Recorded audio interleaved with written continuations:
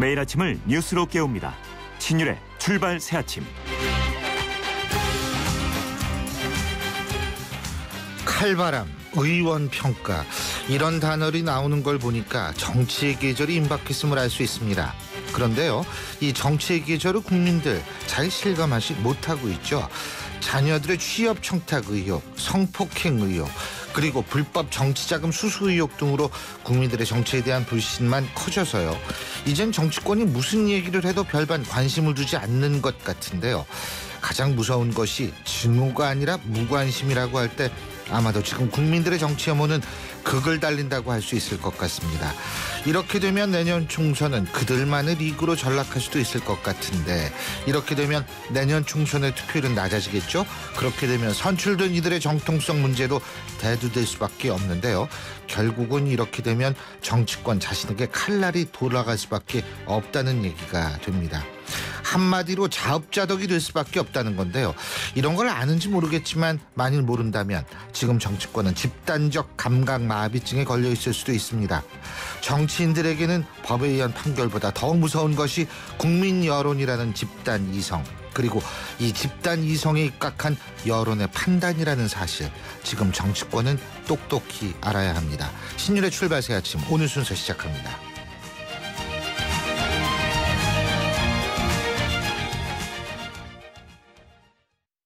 아빠, 우리 경포해수욕장 가자. 근데 엄마는 하늘목장 가고 싶대. 그건 난 모르겠고 용평 리조트 가자. 워터파크도 가야 되고 관광 곤돌라도 타고 싶은데. 그건 난 모르겠고 용평 리조트 가자니까. 바쁜 아빠를 위해 용평 리조트가 통으로 다 준비했습니다. 대관령 통 패키지, 티몬, 쿠팡, 위메프에서 구입하세요. 신율의 출발 새아침. 여야가 국회의원 수를 기존 300명을 유지하는 걸로 합의를 했습니다. 하지만 지역구 의원과 비례대표 수를 어떻게 조정할지 이 문제는 아직 결정이 안 돼 있는데요. 그래서 여러 가지 볼 때 선거제도 개혁이 결국 구호에만 그치는 것이 아니냐, 이런 얘기들이 나오고 있습니다. 앞으로 논의가 어떻게 될지 참 궁금한데요. 자, 지금 그리고 또 한 가지, 새누리당은 오픈 프라이머리 주장하고 있고요. 새정치민주연합은 권역별 비례대표제를 도입한다, 이런 주장을 하고 있는데, 이런 부분에 대해서 한번 야당의 입장 알아보겠습니다. 국회 정치개혁특별위원회 소속이시죠. 새정치민주연합 박범계 의원 전화 연결합니다. 박 의원님 안녕하세요. 안녕하세요. 예, 300명은 유지하기로 했다, 그죠? 네. 근데요, 뭐 이거는 여러 가지 여론을 고려해서 네. 이렇게 나올 수밖에 없었던 거 아니에요? 맞습니다. 국민 다수가 의원 정수 확대를 원하지 않으니까 예. 거스를 수가 없는 거 아니겠습니까? 예. 그런데 중요한 것은 뭐냐면 권역별 비례대표제를 새정치민주연합은 아직도 주장하고 있죠, 그죠? 예, 그렇습니다. 제가 좀 차근히 여쭤볼 텐데, 네네. 이 권역별 비례대표제라는 게 독일식 정당명식 비례대표제를 얘기하는 겁니까? 그것이 가장 이상적인 모델이긴 합니다. 그렇다면은요, 네네. 300명이라는 숫자는 의미가 없어져요. 꼭 그런 건 아닙니다. 아니요, 이게요, 독일식 정당명식 비례대표제의 계산법이 몇 가지인지를 새정치민주연합에서 논의하고 있습니까? 그것도 있고, 지금 그 이상적인 형태와 현실에 어느 정도 적합하고 현실적인 조건들을 두루 고려한 제도가 뭔가, 이런 측면의 고민들이 있는 것이. 독일이 의석수가 일정하지 않거든요. 지금 오늘 권역별 비대표만 가지고 지금 논쟁을 하자고 하면, 예. 제가 그러면 시간 내내 하긴 하겠습니다만은. 근데 독일이 의원 수가 일정하지 않잖아요. 그러니까 그건 아실 이상적인 거예요. 제도를 말씀하신다면은 당연히 예. 권역별 비례대표는 최소한 지역구 대비 2대1 정도는 확보가 돼야 됩니다. 근데 제가 말씀드리는 거는 네네. 300명으로 하기로 했잖아요. 근데 독일은 의석수가 매년 매 회기마다 똑같은 게 아니거든요. 네. 그러면은 만일 새정치민주연합이 독일식 정당명식 비례대표제로 주장을 한다면 네. 300명에 더 이상 늘리지 않기로 했다라는 그 얘기가 의미가 없어지는 것 아니냐라는 얘기입니다. 그렇지 않죠. 이 300석 안에서도 현행은 지역구 246석, 비례대표 54석인데 저희 새정치민주연합의 혁신위원회는 지역구 의석을 200석으로 줄이고 비례대표를 100석으로 하면 의미가 있다, 이렇게 얘기를 했습니다. 근데 저는 그것이 현실적으로 불가능하기 때문에 현행 246대 54의 지역구를 가지고도, 지역구와 비례대표 수를 가지고도, 즉 54석의 비례대표 의석을 가지고도 권역별 비례대표 정당 명부식을 하면 매우 의미 있는 변화는 있다 이렇게 말씀드리는 겁니다. 근데 이제 지금 200석, 100석이 되든 어떻게 됐든 비례대표의 의석수를 고정하게 됐을 경우에는요. 네네. 독일식 정당 명부식 비례대표제라는 거는 정당 투표로 예를 들면 300석이다라고 했을 때 정당 투표로 먼저 300석의 의석을 정당 비율로 다 배분을 합니다. 그래서 비례대표 리스트의 의원들을 먼저 다 거기다가 이 당선을 시키거든요. 알고 있습니다. 그다음에 네. 플러스 지역구에서 또 추가적으로 당선된 의원이 있을 거 아닙니까? 그렇게 하더라도 그래서 자꾸 이제 그렇게 애드가 하더라도 되는 건데 영원하면서는 중요한 건 지금 현재 비례대표 의석이 야당이 얻지 못하는 곳 또는 여당이 얻지 못하는 곳에서 또는 진보 정당이 진출하지 못하는 곳에서 비교적 의미 있는 변화가 있다는 말씀입니다. 근데 이제 물론 저도 거기엔 동의하는데요. 근데 제 그러니까 얘기는 의미가 있으니까 예, 제 그런 얘기는 조건 하에서 300석을 늘리지 못한다면 그래도 의미 있는 변화가 있으니까 한번 논의를 해보자. 이런 근데 말씀. 제 얘기는요. 그래서 독일의 의석수가 일정하지 않다. 근데 지금 이제 의원님께서는 300석을 딱 그 안에서 비례대표 100석 뭐 어떻게 되든 간에 일정 부분의 비례대표를 확보해서 그것만 가지고 의석 그 정당 투표에서 의석 비례대표 의석을 배분하는 그런 방식을 말씀하시는 거잖아요. 그죠? 제가 이해하는 건 그건데요. 지금 이 시간 내내 계속 그냥 권역별 아니, 비례대표 그래서- 지금 논쟁을 하기를 원하십니까? 아니, 제가 받은 그래서- 질문지는 한 그래서 12가지 아니 질문을 제가 말씀드리고자 하는 받았는데요. 거는 독일식 정당 명부식 비례대표제를 일단 질문의 취지가 추구하느냐 이 지금 부분이고요. 무엇이죠? 이 네네. 부분이고요. 그래서 네네. 독일식 정당 명부식 비례대표제라면 300석이라는 의미가 없지 않느냐 이걸 여쭤본 건데 오케이 좋습니다. 두 번째는 뭐냐면 독일식 정당 명부식 비례대표제는 사실상 비례대표 본래의 취지하고는 조금 다르거든요.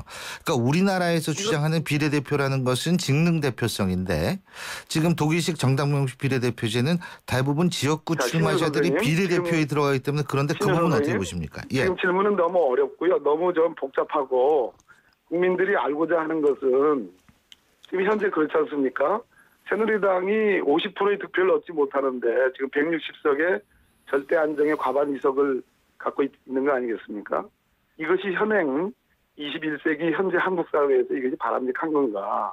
과거 개발 독재 시대에나 한 표라도 더 얻으면 안정 과반 의석을 얻었는데 그것이 지금 민주화된 다원화된 사회에서 국민의 의견이 제대로 반영되고 있는 제도인가?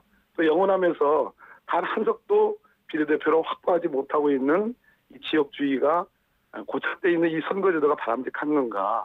이것에 대한 의미 있는 다소간의 변화라도 이끌어내는 것이 한국 정치에서 바람직한 건가? 이거의 관점 아니겠습니까? 네, 물론 그렇죠. 근데 네, 제 그런 얘기는 질문에 뭐냐면 좀 한정을 해서 비례대표의 본래의 취지가 우리나라에는 직능 대표성이 강화잖아요. 그렇지 그죠? 않습니다. 직능 대표성이 아니고 그러면 지역 신일 그죠? 선생님과 저 의견이 다른 겁니다. 지역 대표성을 비례대표라는 것이 과거에는 직능 대표였지만 지금은 직능 대표가 아니고 예. 소위 지금 소선거구제에 의해서 지역 대표가 갖고 있는 한계를 예. 국민의 의견을 제대로 반영하지 못하는 것을 보충하는 비례성의 원리를 반영하는 겁니다. 그래서 이제 비례성의 원리를 반영하는 거기 때문에 직능 대표성보다 일단 우리나라에서 가장 중요한 지역구도 타파를 위한 그런 존재다 비례대표라는 거 그죠?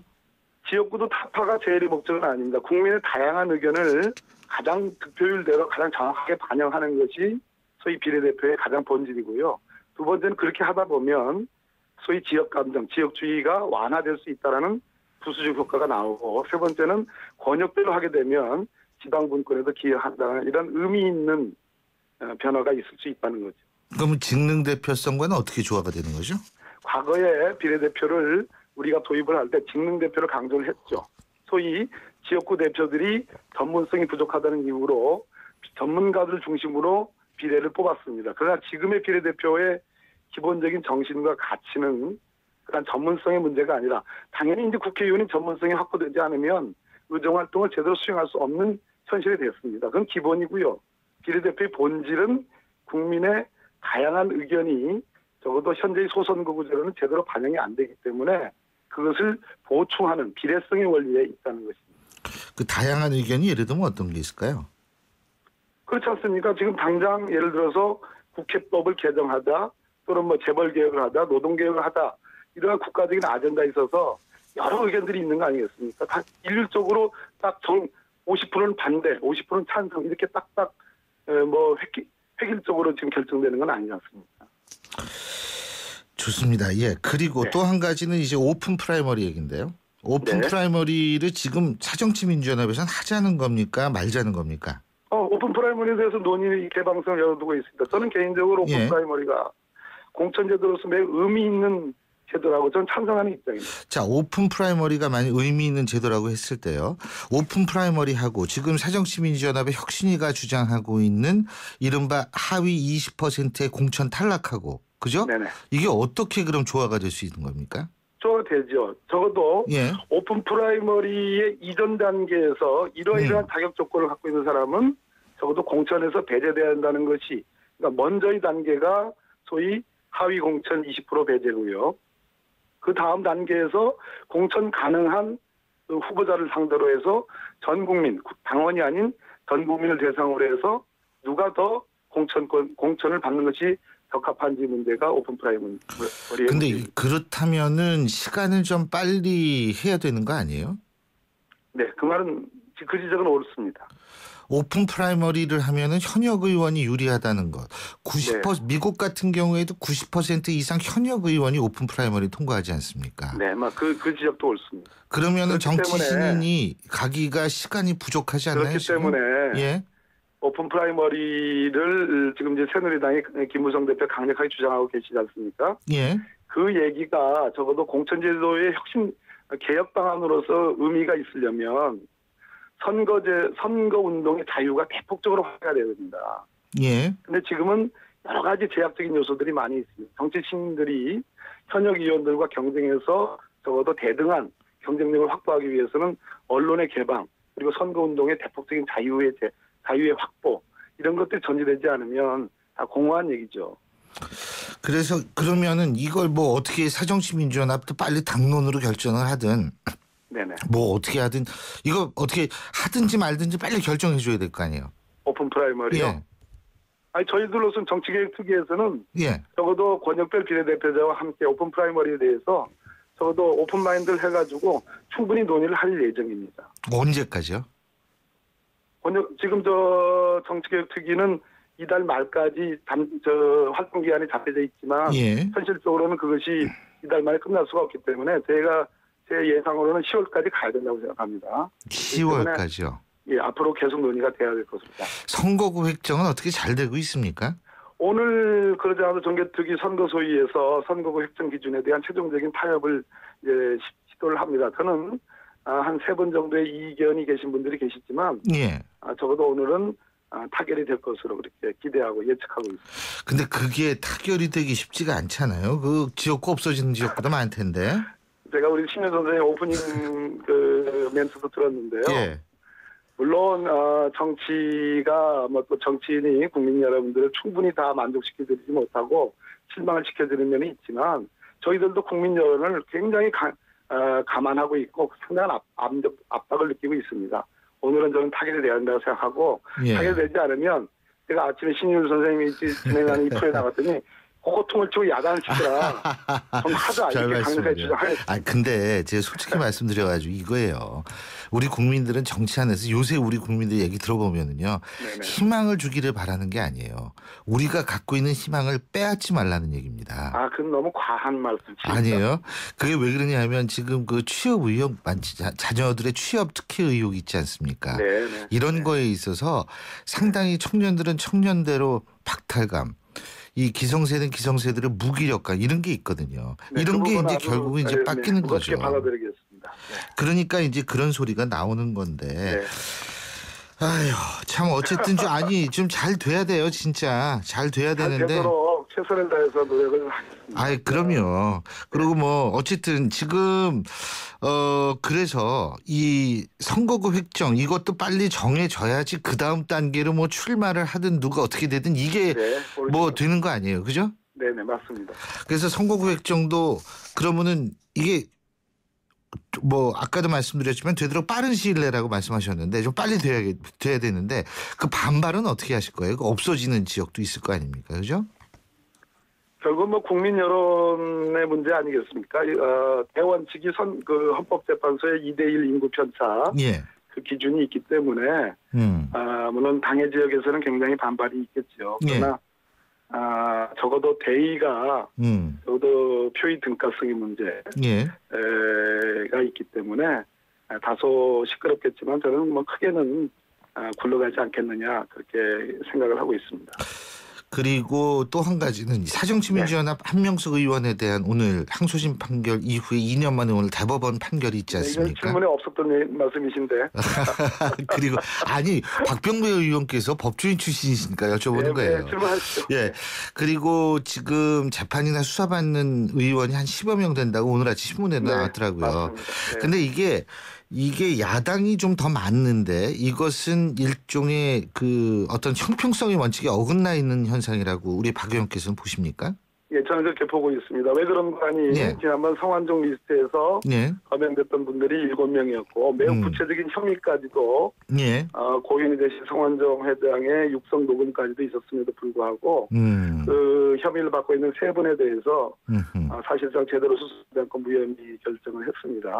그것과 대비할 때 뭐 야당이 더 깨끗하다라는 주장은 아닙니다. 그러나 수사와 재판의 현황을 볼 때 매일같이 야당 의원들에 대한 수사, 기소, 재판, 유죄 이런 것들을 보면서 모르겠습니다. 한명숙 전 총리님에 대한 선거 결과가 어떻게 나오는지 모르겠으나 야당에 대한 형평성이 잃고 있고 탄압으로 느껴지는 대목도 있다. 그런 말씀드립니다.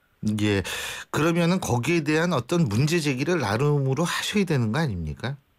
어제도 얘기를 위해서 제가 강력하게 법무부 장관 상대로 얘기를 했고요. 그럼에도 불구하고 단 한 줄도 언론에 나오지 않습니다. 오늘도 또 질의가 있는데요. 얘기를 물론 할 거고요.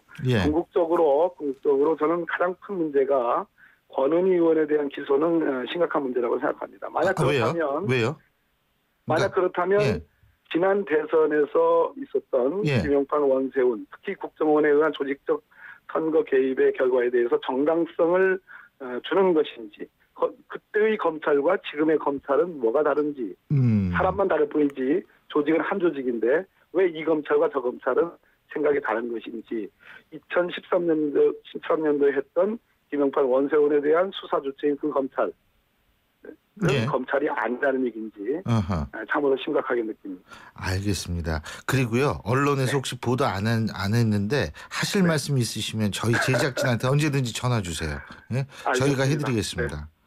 너무 호통을 치시고 별 말씀을 다 하시고 호통이 아니라 이건 선거제도 문제는요. 이건 야당의 문제가 아니에요. 정치권의 문제이기 때문에 답답해서 제가 여쭤본 거예요.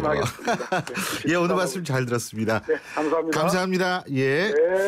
지금까지 새정치민주연합의 박범계 의원이었습니다. 지금 7시 31분 50초 지나고 있는데요. 교통 상황 알아보겠습니다. 유보영 캐스터. 네, 출발새 아침 교통정보입니다. 출근길 정체가 점점 길어지고 있는데요. 강변북로는 앞서 있었던 사고 여파도 받고 있습니다. 구리 방면으로 난지나들목 부근에 사고가 있었는데요. 여파 때문에 가양대교부터 정체되고 있고요. 사고 지점을 지나서도 동작대교까지는 차간 거리가 좁혀져 있습니다. 반대쪽으로는 동호대교에서 한강대교까지 부분 속도가 내려가 있고요. 경인로가 여의도 방면으로 오류나들목 부근에서 짧게 밀리고 있고 요로 신도림역에서 영등포역까지 부분 속도가 떨어집니다. 동작대로 상황은 아직까지는 수월한 편이고요. 강남권 도로들도 대부분은 여유로운데 경부고속도로 서울 방면으로 양재나들목 부근 밀리고 있고요. 반대쪽도 한남에서 반포까지는 속도를 못 내고 있습니다. 출발새 아침 교통정보 유보연이었습니다. CEO 금난세입니다. 꿈꾸는 젊음은 아름답고 도전하는 열정은 성공을 부릅니다. 파이팅 하세요. 그리고 여러분의 미래를 기록하세요. 성공을 위한 CEO 금난세 씨의 노력은 매일매일 양지 다이어리와 함께합니다. 나의 역사 속엔 언제나 양지 다이어리. 오늘도 하품하다 하루가 다 갔어. 착한 활력이 필요해. 기운이 뿅 생겨났어.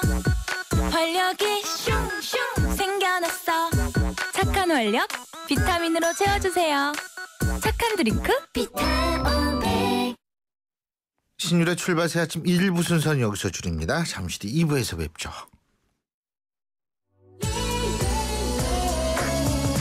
너를 사랑해 안녕하세요. 라이라이리 엄마 SS의 슈입니다.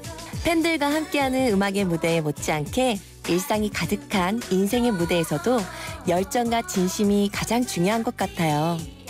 24시간 열정과 진심으로 채운 음악, 뉴스, 시사 프로그램까지 94.5MHz YTN 라디오는 가장 감동적인 삶의 무대입니다.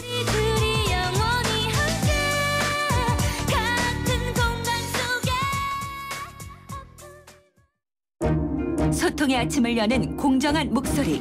신율의 출발 새 아침. 신율의 출발 새 아침 2부 순서 광고 듣고 시작합니다.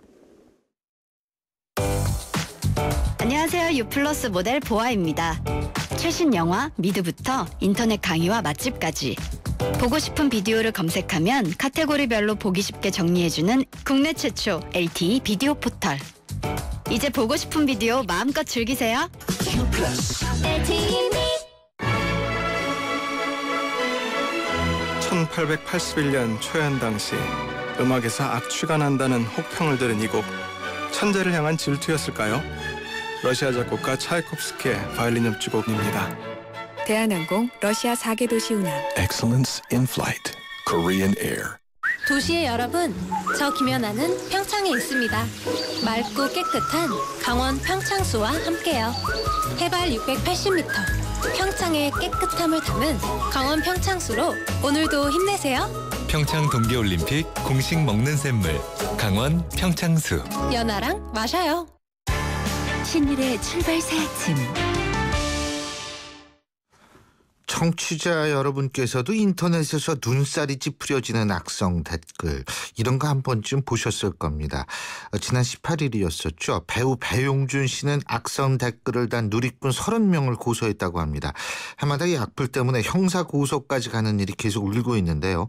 연예인뿐만이 아니라 국민 그리고 일반인까지 대상을 가리지 않고 이 고통을 주는 악성 댓글. 법무법인 공존의 탁경국 변호사 연결해서 자세히 좀 짚어보겠습니다. 탁 변호사님 안녕하세요. 예, 안녕하세요. 배용준 씨 고소한 사건의 내용이 어떤 겁니까? 뭐 제가 사건을 진행하진 않아서는 잘 모르겠지만 언론에 보도된 내용에 따르면 이 축복을 받아야 할 배용준, 박수진 씨 커플의 결혼과 관련해서 돈을 보고 결혼한 것이라느니 아니면 뭐 속도 위반으로 결혼하는 것이라느니 하는 이제 저질성 댓글을 반복적이고 계획적으로 단 행위에 대해서 고소하는 것 같습니다. 그렇군요.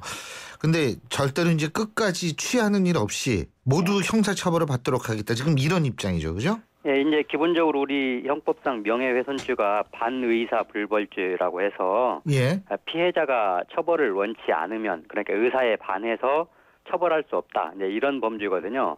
근데 이제 고소 취하 및 합의가 없을 것이다. 이런 의미는 처벌을 원한다. 이런 뜻이기 때문에 현재의 입장은 모두 형사처벌을 받도록 하겠다. 이런 입장이라고 볼 수 있습니다. 알겠습니다.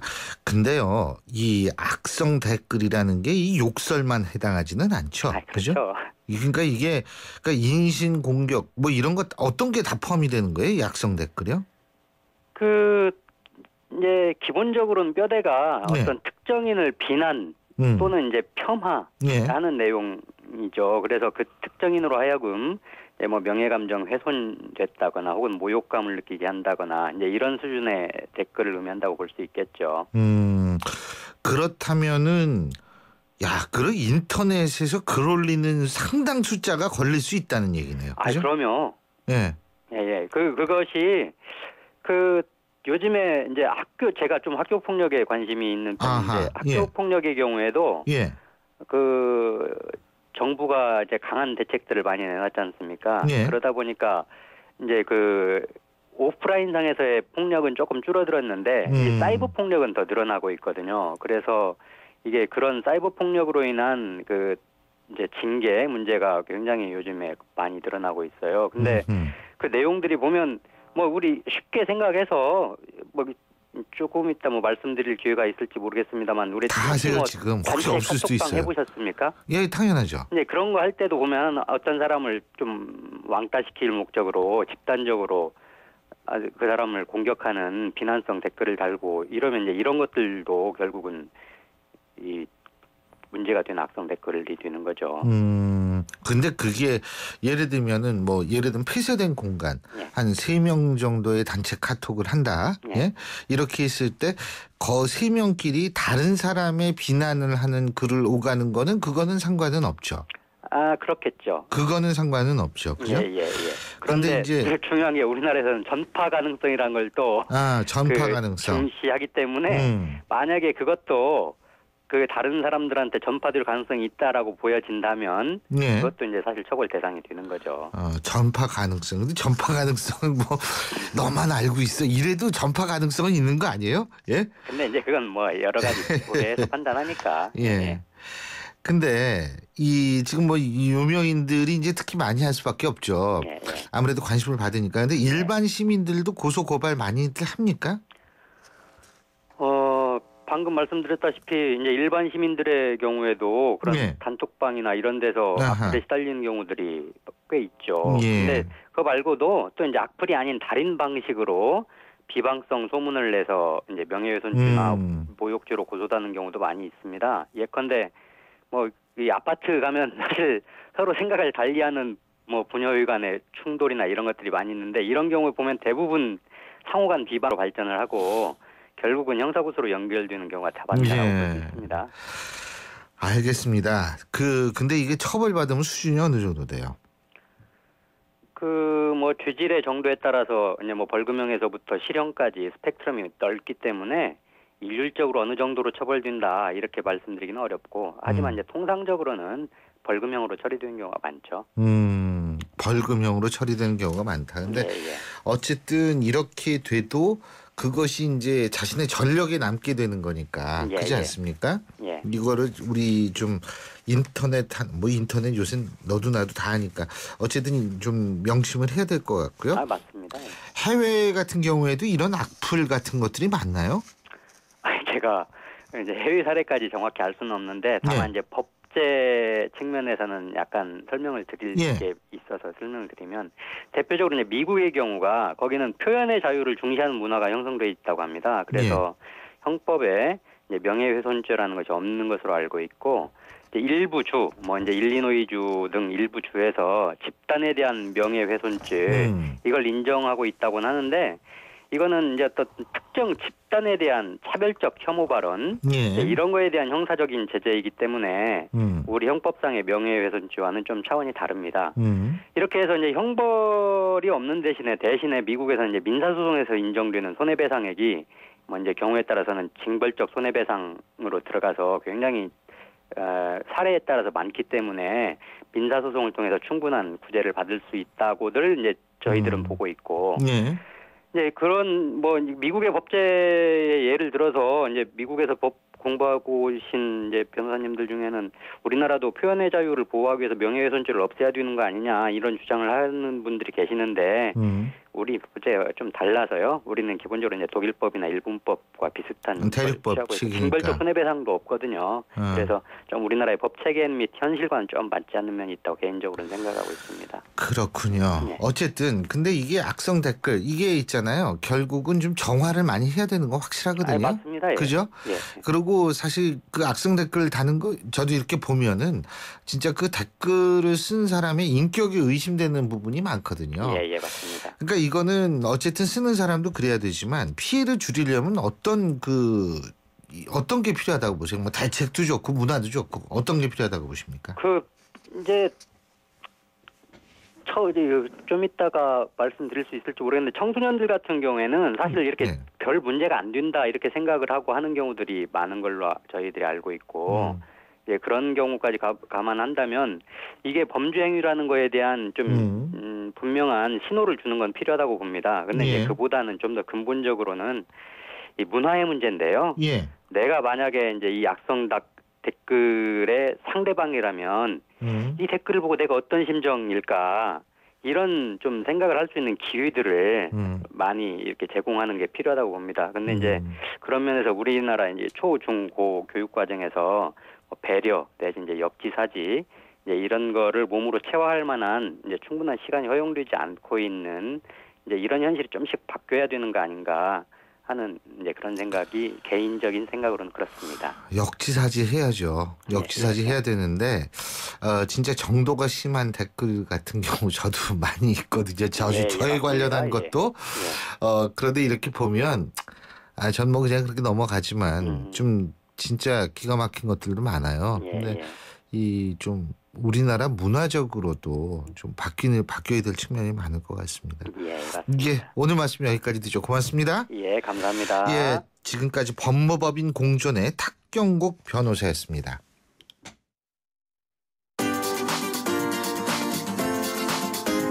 YTN 뉴스 FM 신율의 출발 새 아침 댓글로 보는 뉴스.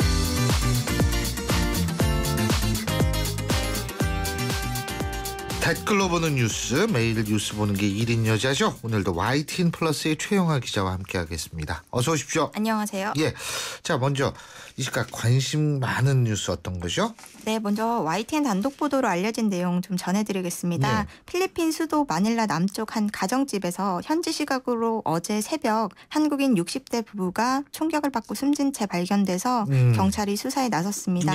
숨진 사람은 64살 남모 씨와 부인 60살 김모 씨인데요.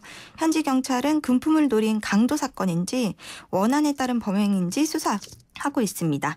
올해 들어 필리핀에서 살해된 한국인은 나씨 부부를 포함해 모두 6명으로 늘었습니다. 야, 근데요, 왜 이렇게 필리핀에서 많이 죽는지 모르겠어요. 살인 사건이 유난히 많이 나오죠. 필리핀에서.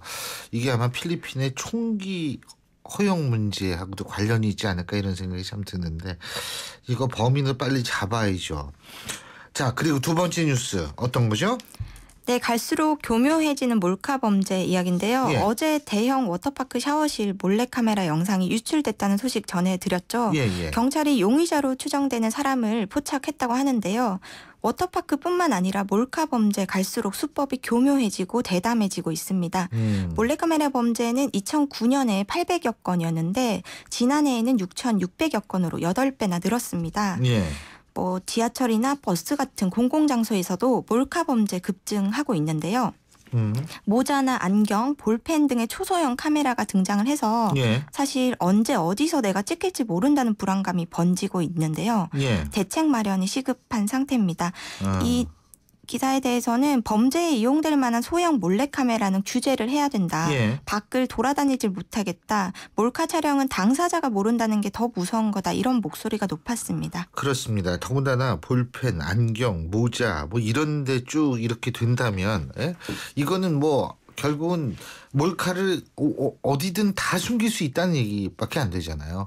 어떻게 이거를 알고 조심을 하겠어요. 이거 큰일입니다, 진짜. 네, 사실상 이거를 파악하기가 힘들어서요. 경찰도 조사에 좀 난항을 겪고 있습니다. 자, 또 다른 뉴스 어떤 게 있을까요? 네, 노숙인을 찍다가 아버지를 만난 미국 교포 소식인데요. 사진을 찍다가요? 네. 이 한국계 교포 사진작가 다이애나 킴의 사연인데요. 어렸을 때 부모가 이혼을 하면서 아버지와 떨어져서 지내게 됐습니다. 사진작가였던 아버지를 떠올리면서 노숙인을 사진으로 기록하는 포토 에세이 프로젝트를 시작했는데요. 2012년에 호놀룰루에서 찍은 사진에서 우연히 노숙인이 된 아버지를 발견을 했습니다. 그래서 다시 1년 넘게 거리에서 생활하는 노숙인을 촬영을 했고요. 그런 끝에 아버지를 다시 만나게 된 겁니다. 다이애나 킴은 노숙인들도 누군가에게는 남편이자 아버지였을 것이라고 말을 하는데요. 이 소식에 대해서 부녀의 감동적인 재회에 가슴이 뭉클하고 따뜻한 마음이 전해진다는 얘기가 많았고요. 아버지를 향한 그리움이 만남으로 이어진 것 같다. 이런 댓글도 있었습니다. 그렇군요. 야, 좀 딴 데서 만났으면 더 좋았을 뻔했는데. 그죠? 아, 참 가슴이 좀 뭉클한 게 아니라 저는 참 좀 씁쓸하네요. 그리고 자, 다른 뉴스 알아보죠. 네, 좀 훈훈한 시민의식이 돋보이는 소식인데요. 달리던 화물차에서 벽돌 수백 장이 도로에 쏟아졌는데 지나가던 시민들이 발벗고 나섰습니다. 지난 14일이었죠. 서울대 입구역 사거리에서 있었던 일인데 화물차 교통사고로 1톤가량의 벽돌이 도로에 떨어진 거예요. 그런데 경찰 2명이 벽돌을 치우긴 하고 받고 있었지만 역부족이었습니다. 예. 이를 본 지나가던 시민들이 하나둘 경찰을 도와서 벽돌을 치우기 시작한 건데요. 예. 1시간 만에 거리가 깨끗이 정리가 됐습니다. 예. 이 기사에 대해서 훈훈한 소식이라며 누리꾼들은 반겼고요. 아직 세상은 따뜻하고 이런 분들이 있기에 살맛이 난다. 아름다운 시민의식이다. 이런 박수를 보냈습니다. 그리고 요새는 그 병원 앰뷸런스 딱 지나가면 쫙 갈라집니다. 네. 대부분의 도로가 이제 점점 좀 많이 바뀌어야겠죠. 자, 다른 소식 하나 더 알아보죠. 네, 청주에서 바나나가 열렸습니다. 네. 아니, 바나나가 청주에서 네. 예, 치타는 없어요? 예? 네. 타잔이나 제인 없나? 예. 연일 그 불볕더위가 기승을 부렸는데 예. 이제는 막바지 더위에 접어든 19일에 예. 청주시 서원구 한 식당 앞에 심은 바나나 나무에서 바나나가 열린 겁니다. 식당 주인이 6년 전에 바나나 나무를 심었는데 올해 처음으로 열매가 달렸다고 하네요. 예. 동남아시아 지역에서 주로 생산되는 열대작물 바나나가 한반도 중부에서 열매를 맺은 것은 이례적인 일인데요. 예. 우리나라도 품종을 열대과일로 바꿀 때가 된 것 같다. 예. 바나나 이제 사지 말고 심어서 먹어볼까 이런 분들도 있었고요. 좀 예. 신기하긴 하지만 사계절이 파괴되는 것 같지 않나 걱정스러운 반응도 있었어요. 이제 웃지만은 이게 기후 온난화 문제이기 때문에 심각한 건데 되게 예, 재밌네요. 네. 예, 앞으로 가로수를 우리가 야자수나 바나나나무로 하면 어떨까 한번 시에 건의해 보는 것도 생각해 볼 만하겠습니다. 오늘 말씀 여기까지 듣죠. 고맙습니다. 고맙습니다. 예, 지금까지 YTN 플러스의 최영아 기자였습니다.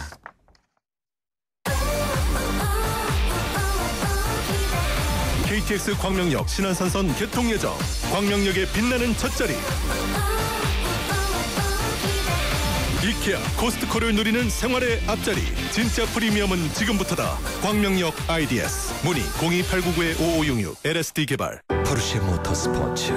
이것은 모든 포르쉐의 기원이며 모든 아이디어의 시작이며 스포츠카의 새로운 기준을 만들어가는 끝없는 영감의 원천입니다.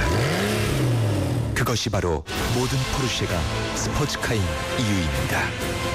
Every Porsche Sports Car. 왜? 코웨이 모든 침대는 상단이 분리될까? 침대는 몸에 닿는 부분부터 오염되잖아. 아하. 더러운 상단을 분리해 언제든 새 타퍼로 그리고 전문가의 관리까지 위생까지 책임져야 진짜 침대다. 코웨이 매트리스 케어 렌탈 1588-5200. 차 조심, 길 조심. 조심할 게 와 이래 많노. 조심할 게 참 많은 아이들의 등하굣길을 위해 삼성화재가 안전키트를 지원하고 있습니다. 어린이가 곧 모두의 희망이니까요. 봄이 왔어요. 당신의 봄, 삼성화재. 신율의 출발 새 아침 2부 순서는 여기서 줄입니다. 전 8시 10분 3부에서 뵙겠습니다.